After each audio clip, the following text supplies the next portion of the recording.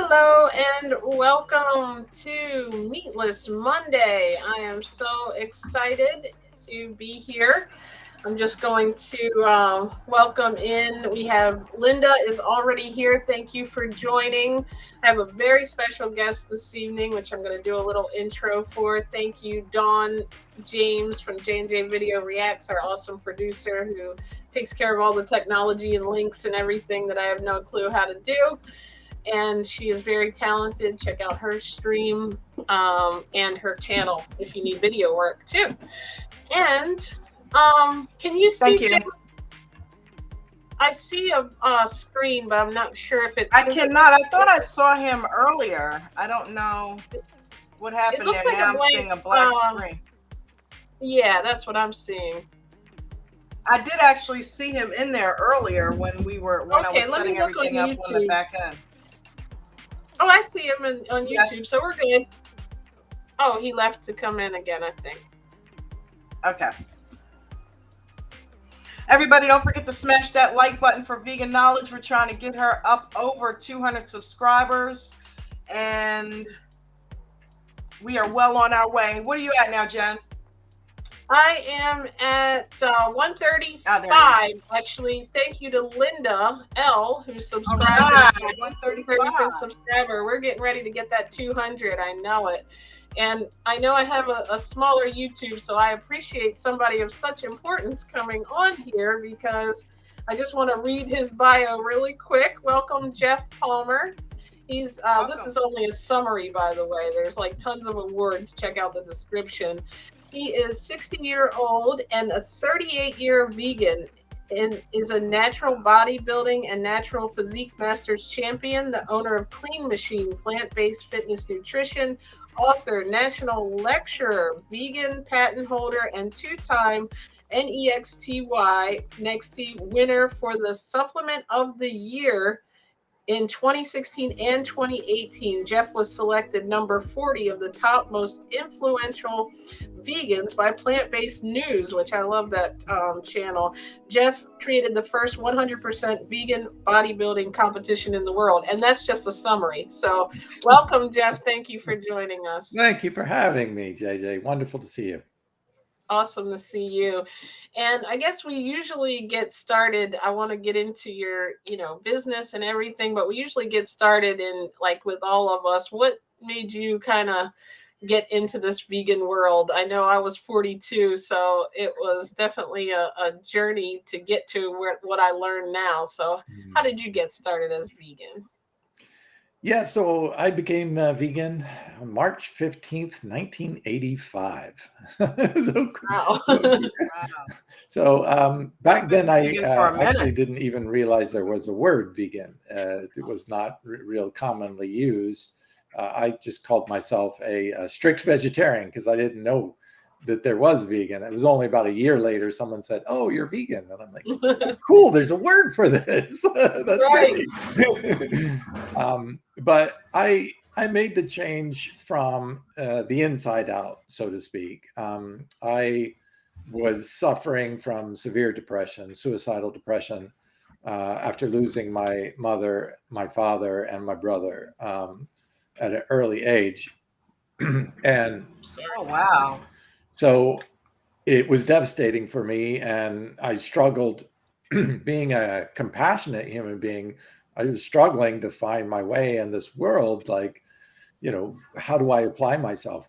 How do I live and do business? What's the compassionate job here? What age were you when that happened? If you don't mind me asking. I graduated from high school and was going into college. I was 22. But with all of that going on and just really not feeling like I belonged here, I was ready to leave. I was done. I couldn't deal with the emotional and the mental stress and pain. I bet. But I ran into someone who was just truly happy, and they introduced me to a healer, and he helped me with a breakthrough that was so intense. I quit smoking cigarettes, I quit doing drugs, I quit drinking alcohol, and I quit eating all animal products that day. Wow. March 15th, 1985. It was a complete renewal of self. And I realized that it's not, I was looking at my life the wrong way. I was looking at, what has this world got for me being a compassionate male in this society? Where do I belong? Where do I fit in? And, instead of looking at it like I don't belong here, where does the doctor go, right? To be of good service, where the sick people are, where Right. the people who need help are. And when I saw that, it just was a renewed way of viewing the world. My worldview changed. It like turned completely around. Instead of, I didn't come here to get something out of this world. I feel like I came here to give something out of this world. And that's where I was going to find my joy, in helping Wow. others. That's my joy. It wasn't about what I get is going to make me happy. It's what I have to give that really makes me happy. And Coach started saying that same thing this morning, Jen. Really, it's odd how you get messages in different ways, Yeah. like through the universal energy. Right now, you're hearing it again. That's I'm in a stock trading group, and our coach and mentor had that same message for us this morning after going to his church service yesterday. He was so renewed and said that helping people, that's our theme, people helping people. And he was so hell bent on getting back to the basics of just doing that. So that's amazing that you said that. what a and journey. so I combined my passions. I was a swimmer and record holder in swimming and college and high school, and I loved athletics. I loved science. I was a biopsych major in college. So I was reading all these studies. I was fascinated by nature. Every day I just put down my books, get in my canoe and just be out in nature, or take a hike in the woods and just be with nature. And I'm like, my God, there's some wisdom in nature that's so fascinating to me. I really want to share their story. The animals, the plants, they're just freaking incredible when you really dive deep into this. I had a professor who was a Jesuit priest, and he was my science and biology teacher. Wow. And Wow. I said, do you find a discrepancy between, your belief system and science? Don't they seem to be incongruous? And he said, no, Geoff, he goes, to be honest, the more I learn through science, the more I see the miracle of God's work. That's I yes. love that expression. I'm not a religious person myself, but I could so feel that in studying science, just the way nature has grown up and built and intertwined, and our own physiology, how it is intertwined with nature, with everything that's around us, is beautiful. It's an orchestra. It's incredible. I just want to share that with people, because I Yes. think we're missing out on something. We're so disconnected from that miracle that I just want to try to bring that back into people's lives, because it really saved my life. Right. Exactly. And that's the thing. Like sometimes, a lot of people that we have on here, the amazing plants formation, as we call it, it's a health issue that brings them to veganism, and then they end up going down the road of realizing what happens to animals. But it's so interesting that within your journey, it started with the beautiful miracle of animals and wanting to give to the world, which is really cool, because it's usually, and then the fact that so much now about like the body systems and health. Like I was watching a lot of your live streams. I've watched them before. I watched the one with Jason a long time ago, but this week I was like, I mean, I learned something like literally within the first like 5 minutes of a lot of your live streams. Like it's just amazing the knowledge and how you can, direct people to, this is why we should eat this way, other than the ethical reasons. It's And we want to welcome Linda L in the chat. Linda, are you from ADT? Is this the ADT, Linda? I just welcomed her a little while ago too. I don't think Okay. you had your sound on yet. Thank you for joining, Linda. She's a new subscriber to the channel too. And that is the beautiful story, Awesome. that because it saved you, you wanted to, give that to the world, and it Thanks really for is a subscribing. blessing to us. Yeah, she's from ADT, Jen. Okay, welcome, Linda. Thank you for joining me. Yep. She's great. I'm happy to Yeah, have that she's awesome. 135th subscriber. Yay. We'll get there, right? So in that particular journey, so that's in 1985. And then what brought you, just your athletic background? How did you then start moving into a lot of the, the healthier reasons for this? Yeah, so as a swimmer, I quickly learned, especially when you get into closer to quote unquote, there's no real professional swimming other than the Olympics, but is that you're burning a lot of calories. I was eating 5,000 to 8,000 calories a day just to keep about 10% body fat. So most people have to diet to get to 10% body fat. I was burning so many calories through 2 hours in the pool and another hour of weights that your metabolism was just on steroids. It was on fire. So I quickly realized the relationship between food and performance. And I realized, my God, if that's just our body doing exercise, what about all of the other physiological actions that keep us healthy? What are we doing with the food? So I started really taking deeper and deeper dives into the look of the science behind the food. When I was a biopsych major in college, biopsych looks at the whole body's physiology and how it affects mood and behavior rather than just brain neurochemistry, which is what most psychiatry and psychology is based on, or behavioral mechanisms.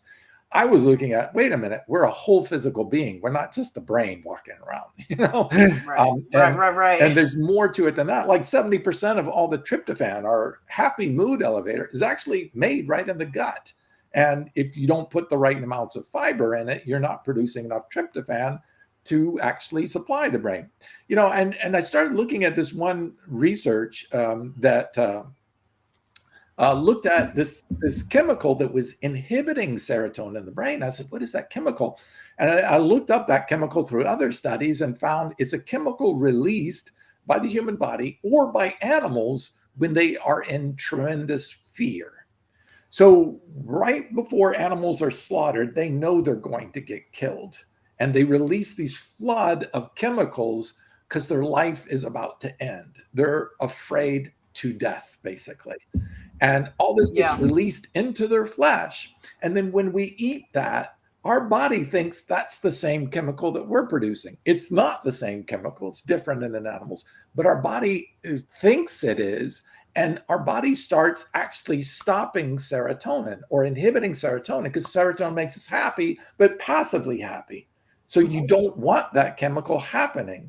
So we're in this constant agitated, fearful state by what we're eating, that what we're eating is changing the way our mental state is. And I'm like, oh my God, talk about karma. You're killing the animal and putting it through that fear. And then you're literally eating the chemicals that make your own brain think that way.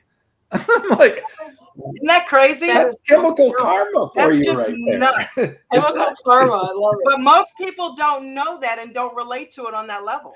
And they don't. And that's why I'm like, oh my God, there's so much science out there that just stays within the scientific community because no one knows how to read a study or all those chemicals that they're talking about. They don't know what they do or what they mean. So somebody's got to be a translator. So I'm like, pick me. And there was your calling, right? You have been chosen. Exactly. I was like, God, I love the research. I speak the language of the science because I grew up in it. I studied it in college. But I felt like there were so many amazing discoveries in the plant kingdom and in health and nutrition that were never being translated to the main public. And they were being dominated by this voice of the animal agricultural industry saying, drink more milk, it's good for your bones. It's not.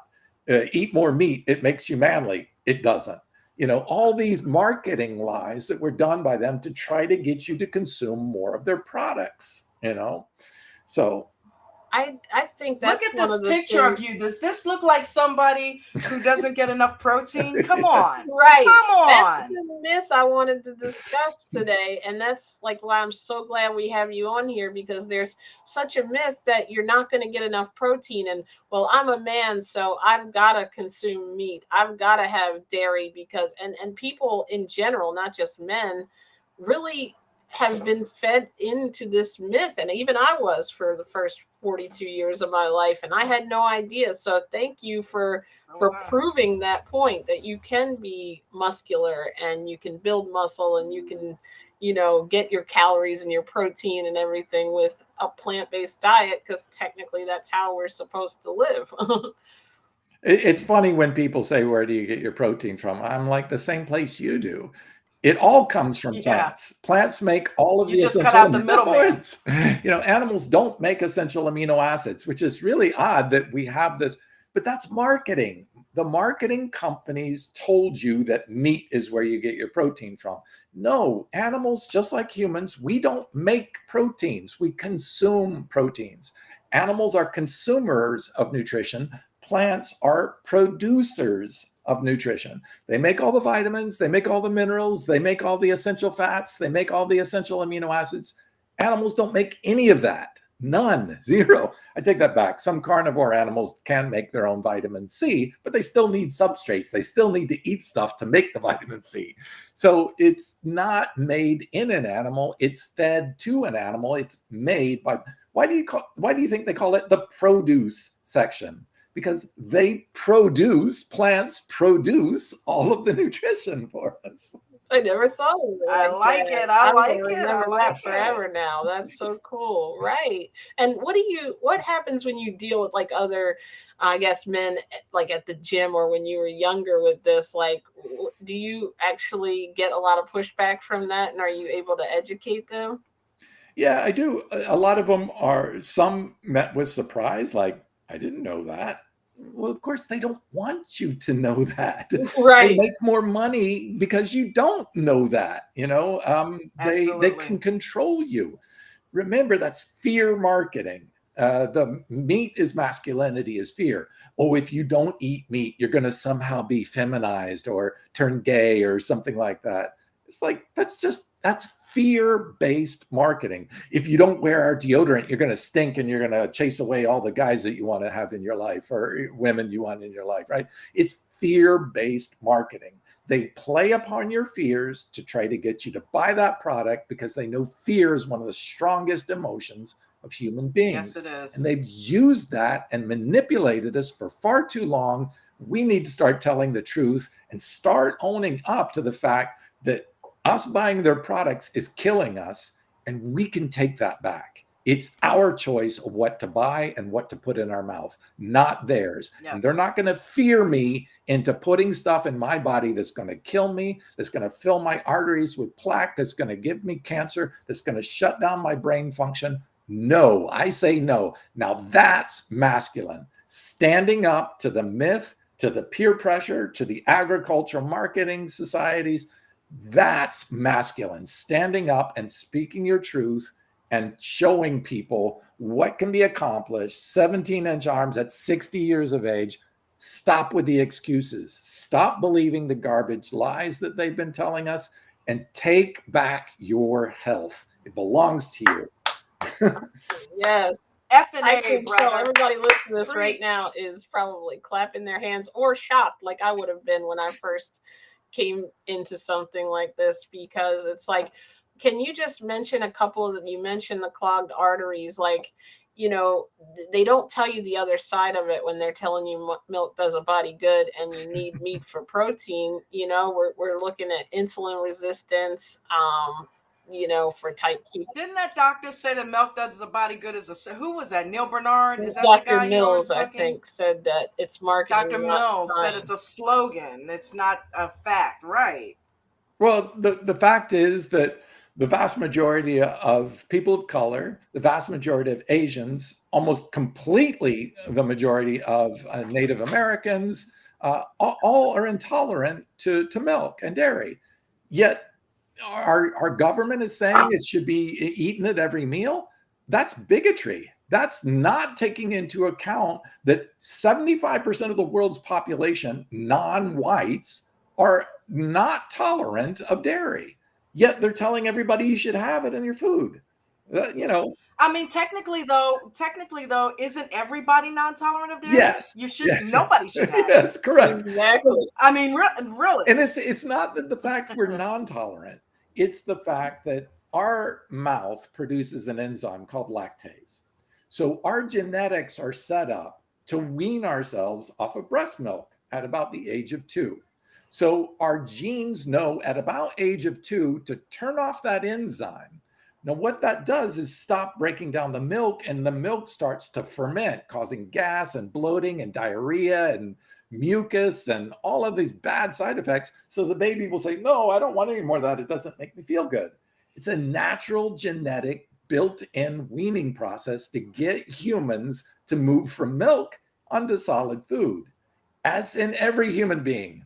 But Caucasians started drinking milk during that, the European things just started drinking milk and overriding it so often, our body just, after generation of generation of putting up with this, clogged ears and runny noses. How many of you snotty nosed kids, right? That's mucus coming out caused by drinking milk.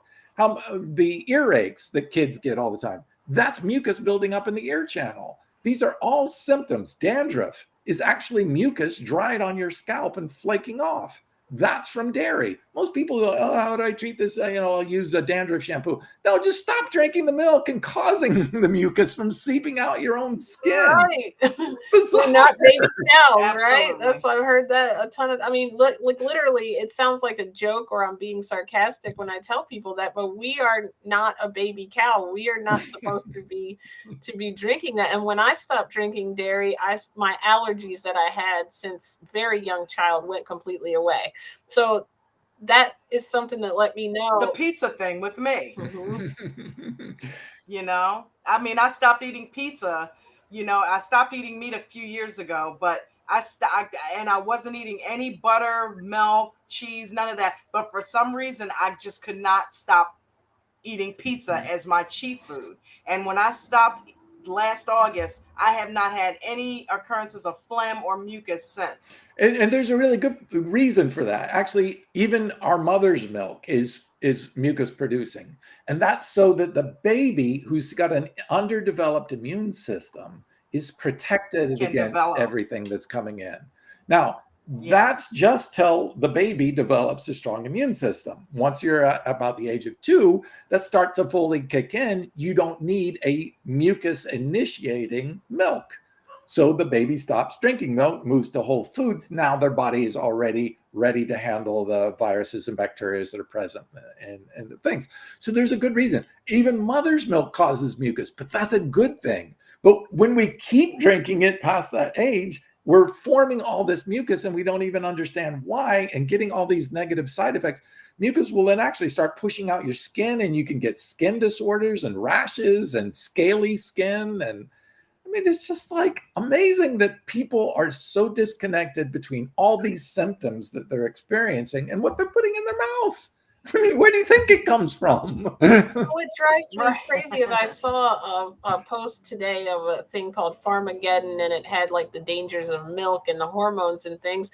But people underneath were commenting, that's why I get mine from a locally sourced farmer, and they're fed the cows are fed this and that. And it's like the whole point of it is you're not supposed to be consuming cow's milk or flesh. And could you talk briefly about that? I've heard you explain that so well, why we're not carnivores. Yeah. So one, carnivores actually need an amino acid. Taurine is essential amino acid. All carnivore cannot make it, so they have to get it. Plants don't make taurine, so the only place they can get the taurine that their body requires for survival is other animal flesh. So a carnivore has to eat another animal in order to get what it needs, its essential amino acids. All herbivores make their own taurine. Humans make our own taurine. Okay, so all essential fatty acids are the same in herbivores. The only essential omega-3 is ALA in herbivores. In carnivores and in omnivores, EPA is the essential fat, because they don't even convert the first 3 chains. They don't use it in their body because they're getting it from preformed sources. So our body takes ALA from plants and converts it down to EPA and DHA. Our bodies, just like every other herbivore, converts it down all 6 phases. Carnivores don't. They don't have the first 3 steps of conversion. They don't even, it doesn't even exist. You can feed ALA to them and it does nothing for them. So they can't get anything from it. So thirdly, cholesterol. Okay. Cholesterol was first identified as the cause of atherosclerosis back in 1908. So for 120 years almost, we've known that cholesterol causes atherosclerosis. Atherosclerosis is the #1 cause of death for human beings. Almost 50% of every American born today will die from atherosclerosis. Half of the population is going to die from it. Now, the studies have been repeated over and over and over. You can take cholesterol, which only comes from animal foods. Remember, there's 0 cholesterol in any plant. You can take cholesterol and saturated fat all day long and feed it to a carnivore or a true omnivore, and they will never, ever, ever get atherosclerosis. It's impossible because in their thyroid gland, they produce a chemical that prevents that from happening. Only herbivores can get atherosclerosis when they consume cholesterol. So herbivores are meant to eat plants which have 0 cholesterol. So that disease state would never happen. It's only when you take an herbivorous animal and feed it cholesterol that you actually get atherosclerosis. Omnivores and carnivores do not, cannot, will not ever get atherosclerosis. It's the #1 cause of death of humans. Which food group do you think we belong to? Omnivores and carnivores or herbivores? The only ones that ever get atherosclerosis, and it's the #1 killer of humans. Nothing could be more clear that humans are herbivores. Now, people say, oh, I'm an omnivore because I eat that. Well, that's like saying you're a garbagivore because you eat garbage food. No, that's not. It's just because you choose to eat crap doesn't mean it should be in your body or that it works for your body. No, you're dying from that. It may take 20, 30 years. Okay. So they said, well, if that's true, then we should find atherosclerosis in 100% of the people that eat animal products. So they did an autopsy of 3,000 people who had died and all the way from 15 years of age to 90 years of age. And they found 100% of every single person that was eating animal products had atherosclerosis, even by the age of 15. You've already got the #1 cause of death starting by the age of 15. Actually, they went back to the age of 9 and found by 9 years old, you already have atherosclerotic plaques forming. This is the reason for heart attacks. This is the reason for strokes. This is the reason for Alzheimer's. This is the reason for hypertension or high blood pressure. This is the reason for erectile dysfunction. These are the clogging of the arteries to all these different parts of our body. And that's caused by one thing, that's saturated animal fat and cholesterol. It can't be caused from anything else. It's impossible. And I'm like, what are you not getting here? 100% of the people by the age of 9 already starting to die. You're not an omnivore if you're killing yourself by the age of 9 by your dietary choices. That's not how, and we call it the silent killer because people say, oh, I'm 40 years old. I feel fine. No, you're not. You're in the process of dying. By the age of 40, the vast majority of Americans will have hardened plaques already, calcified plaques. That is a ticking time bomb that if that plaque breaks off, it could lodge in the brain and cause a stroke. If it breaks off in the heart, it will cause a heart attack. You are just waiting to die because you've already caused that path. No, I'm fine. I feel healthy. I exercise every day. I eat right. I have great energy. I sleep well. Yes, and you're dying. And you don't even know it. It's scary, right? And so can you change that in your opinion by clearing those drains out, basically? Like, I've heard this before, but I'm interested from the scientific point of view how that can work if you start eating the right way. Yes, and they've shown Dr. Dean Ornish wrote an amazing book, was a breakthrough book called Reversing Heart Disease. New York Times #1 bestseller. If you haven't read it, do yourself a favor. You'll understand how the disease progresses. You'll also understand how you can reverse the disease. Unfortunately, some people are too far along. Maybe more aggressive approaches may be needed. But the vast majority of people can reverse both diabetes and cardiovascular atherosclerosis through a plant pure diet.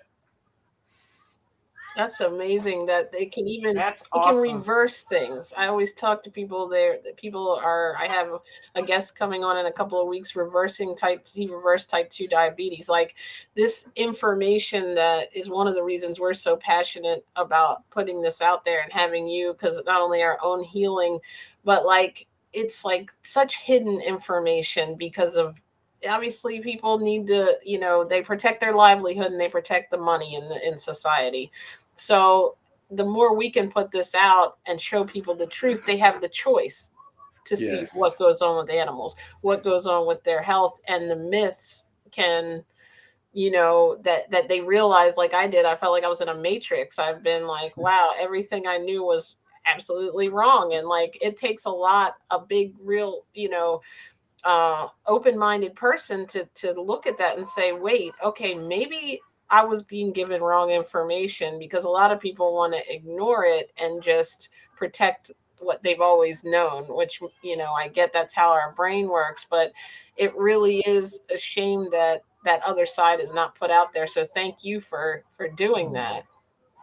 Well, Absolutely. this should be empowering. It's not, it's us against misunderstanding. And look, I don't even blame some of the doctors. They're not required to get education on nutrition. It's not barely a requirement. It's not part of the It's curriculum. not. So I don't blame them that they don't know. They're only told here's the drug for that reason, and that's what they're schooled in. So there has to be intermediaries. There has to be people stepping in who understand the research and bring it to the people directly. Otherwise, this information is not going to get out there because, hospitals make money off of you being sick. Pharmaceutical companies make money off you being sick. Doctors make money off you being sick. You can't have three of the most important people and industries who are supposed to be responsible for your health benefiting financially by your sickness. They don't have a vested interest in your health. They have a vested interest in you being and staying sick so they can treat you and make Absolutely. money on you. That's not who we should be looking at, for our health advice. Exactly. Welcome, Buddha 1000. Thank you for joining our awesome Best moderator. moderator on YouTube. Yes, she's so supportive. I'm like, I sometimes when I've had one person in here, that was Buddha. So thank you. I'll never forget Man, I that. am fired up. That is I unfreaking. know. I mean, I love that you said that because I feel the same way. Jen and I have conversations about this all the time, and I say the same thing. It's like going from the firing pan into the fire.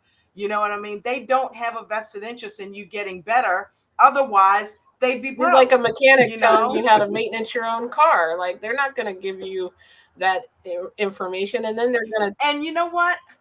And I'm not trying to cut. I applaud the doctors who do stand up and say, hey, I didn't become a doctor for that. Right. I became a doctor because I want to help people get better. And that entails me knowing something about nutrition, something about what's going to actually help the root causes of disease. And doctors like Jason Fung and those people who authenticate fasting and stuff like that and going to a plant-based diet, I love those guys because they stand up against the powers that be and they say, you know what? No, I'm going to help people get better. Exactly. And that's what a good doctor should do. First, do no harm, right? And Yeah. the do no harm is not only to ourselves, but to the animals and to the environment. This is the laws of karma. If something's negative, it's negative across the board. If something's positive, it's positive across the board. And when you see, oh my God, I can eat the plants and I feel better. I will promote health and stuff. And it doesn't mean I don't kill any animals. And that doesn't have the recent study just came out 75% reduction of impact on the environment by going to a vegan diet compared to those eating a high meat-based diet. 75% less environmental impact. I mean, that's huge. That's huge. I don't know anything else you could do to have a bigger impact as a single person than change what you put in your mouth. And it's so simple. It's better for you. It's better for the animals, better for the planet. What's who's going to be that? spending money on medicine when we're all gone? Okay, absolutely. If they were smart, they'd be helping us get better. So you want to get money and help us live longer, so we can pay you longer. Switch it to helping people get better and teaching them how to get better and helping them with that instead of making them sick. You'll have a person around a lot longer to spend money. You would think. It's funny, they don't see all the indirect stuff. I talk to people about it, and they say, "Oh, but my taxes are too high." And I said, "Well, what are you doing about it?" And he goes, "What do you mean? I can't do anything about taxes." And I'm like, "Sure you can. Your ill health is actually the number one cause of the tax burden. Healthcare is the number one cause, and because we are the sickest, fattest country in the world, all of us, by not taking care of ourselves, are increasing our own taxes. If you want to complain about the taxes, do something about it. Change your diet and don't impact our healthcare system. It'll help us all." I think it's funny, Dawn. Wow. You're all fired up because we have the vegan conversations class on Thursday, and I come out of there every time like that with Geoff will just come off and say something like that, and I'm like just getting us all fired up. And we're like, yeah, like, the urgency is now, like it definitely is something that needs to be out there for people. And like I was just getting ready to say, then where did this come in?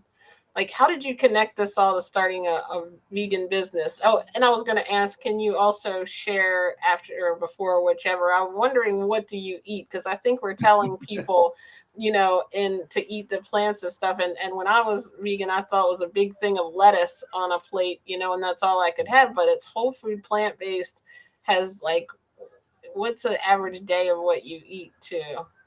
Yeah. So my diet varies, but what I do is, look, there are different food groups that have very unique properties, very unique benefits. Like you take berries. Berries are brightly colored, means they're loaded with these things called polyphenols. Polyphenols act as antioxidants. They also feed our microbiome, so they're prebiotics, and they are low glycemic. So they're bursting with vitamins, bursting with polyphenols, antioxidants, all this cellular protective, and they feed our microbiome. So I start my day with a berry smoothie with some dark greens in it. Dark greens are also really high in polyphenols. These polyphenols set up our metabolism so that we can digest food and utilize those calories properly without storing them as fat. So now I've primed my pump, I've fed my good guys in my gut, I've protected my cells for the day, and I've set my metabolism at peak operational. So now that when I'm exercising or consuming the rest of my food, what a great way to prime your body to be healthy and strong for the rest of the day. Then after my workout, I focus on more dense foods, more calorie dense foods, more macro dense foods, high in proteins like beans and nuts and grains and seeds, things like that are rich. You think about in the animal kingdom, what is the densest form of protein? An egg. It has the richest amount of protein per gram. It's because it's a whole chicken squeezed down into one little thing, right? And that's the same in the plant kingdom. You take a whole plant and squeeze it down into one seed, you've got really condensed nutrition, high amounts of protein, high amounts of essential fats, and the good stuff that your body needs to grow a whole plant, just like an egg grows a whole chicken. So that's when you do that. You put those in to really feed your body the macronutrients that it needs. So the first one, you got your micronutrients fed. Second one, you got your macronutrients fed. And the third one, nice starchy vegetables like sweet potatoes and squashes and beans and things like this. Beans have a really cool, beans and grains have this really cool nutrient in it called phytic acid, or IP6. So I was just reading a study. They're calling it one of the biggest breakthroughs in cancer research ever, is that they found a drug that will actually stop cancer in its track without hurting any other human cell. And I said, well, it's interesting. We already have something like that in the plant kingdom. It's called IP6. So I started reading the study and I looked at the mechanisms, and it's the mechanisms, I won't bore you with the deep science, but the mechanisms inside the cell that prevent the cell from replicating, which means so this cancer cell can't grow. And I'm like, well, wait a minute, IP6 does exactly that.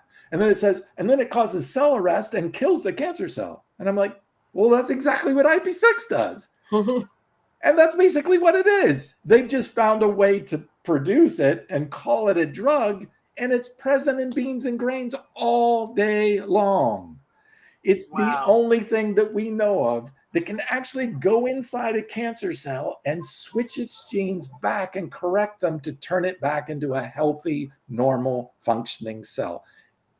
Cancer reversal. Not just stopping the cancer from happening, it does that. Not just killing the cancer if it's too far along, not just preventing it from replicating, it does all of that and can even turn the cancer cell back into a healthy, normal, functioning cell. All that is in the beans and grains you eat, and people don't know it.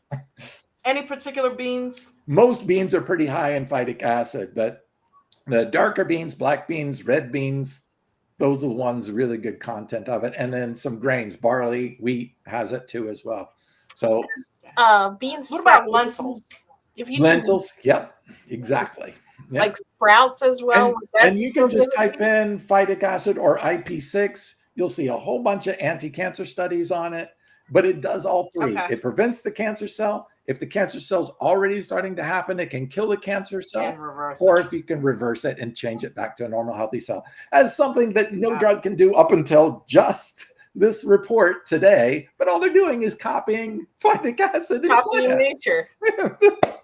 And putting it in a pill, which is what they're good for. And selling it to you as the new miracle drug. No, it's a miracle, and it's not a drug. It's in your food. And our vegans over here have been screaming that since like 1900s. Like, hey, we got everything we need. Eat some beans. Exactly. I was wondering, like, I have a lot of like mung bean sprouts and things like that. Does that also have it? I assume it would if it's the sprout of it. Okay. Yeah. Cool. Yeah, we were eating a ton of lentils a month ago. We were just on a lentil kick, and we weren't eating a lot of beans until we decided to go raw. So we're doing the raw thing for a while, but beans is a huge staple in this house. You can still sprout your beans like mung bean sprouts. Yeah, so you can get your beans in still just in sprouted versions of it and keep it raw and healthy for you. And I was sprouting a couple years ago. I was sprouting lentils. Are great for sprouting too. If you ever do that, it's one of my favorite beans to sprout. Adzukis. Adzukis. Okay, I'll look that up. I've never even heard of those beans. Oh, me either. It's one of the most popular beans in Japan. They make all kinds of things out of it. I've been looking for the healthiest diet. Get it? Oh, terrible joke. I won't do that anymore. When I read this research, probably 15 years ago, I was working at a vitamin store, and a guy came in and he said, "Look, I have kidney cancer. It's the size of a grapefruit. And the doctor wants to remove not one, but both of my kidneys just to be safe and put me on dialysis." He said, "That means I will only have about 6 years left to live if they do that." He says, "They've already exhausted chemotherapy. It didn't work. Radiation didn't work. Is there anything that you know of?" And I said, "Yeah, I've just been reading this amazing research on IP6. One of our doctor's lines actually produces it a powder. You can buy it over the counter in the powder."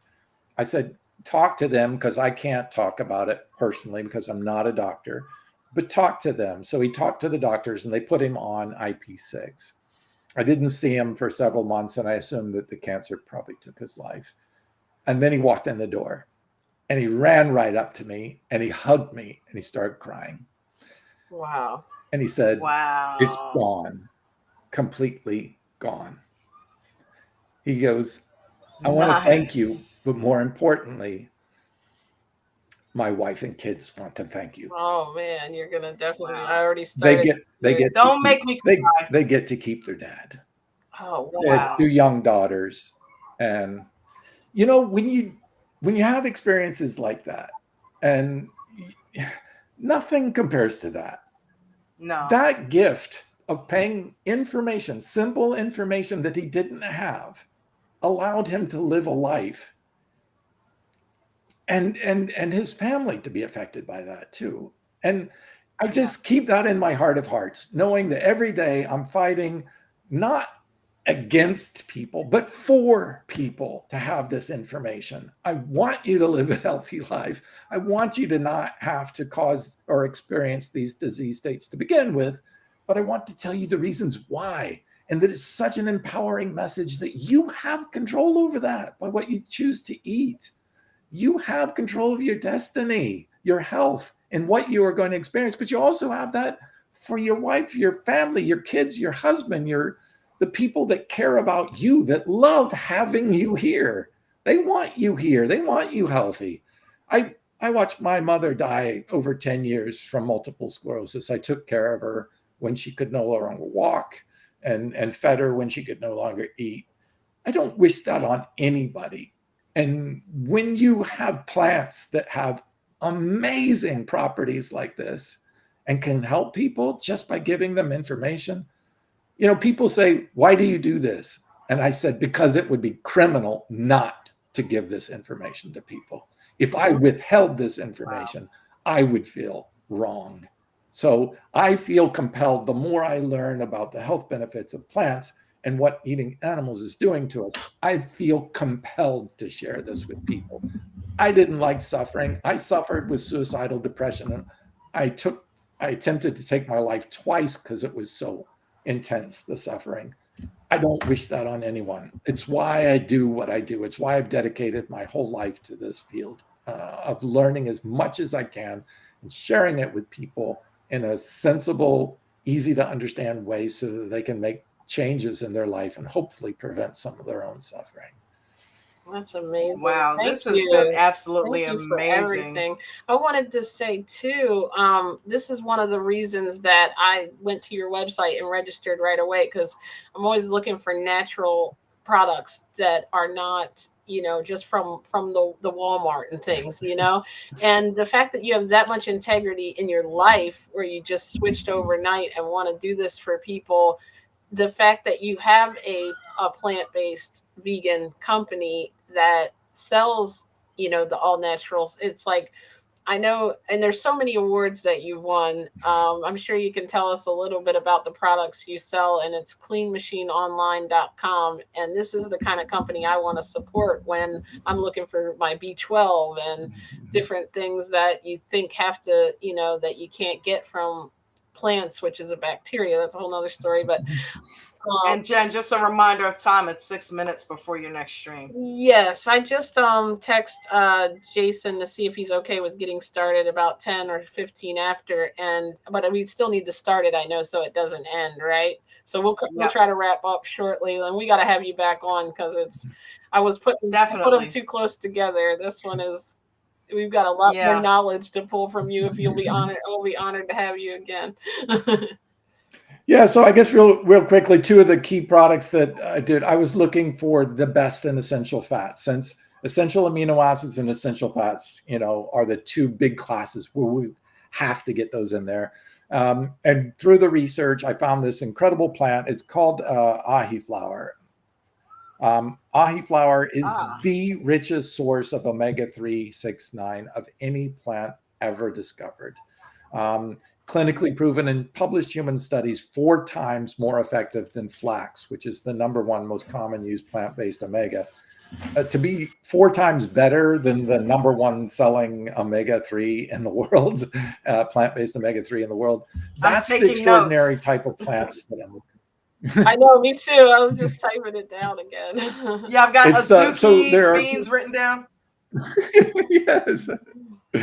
And then limna. So I found this water plant, and there was only one grower in the US that was doing it.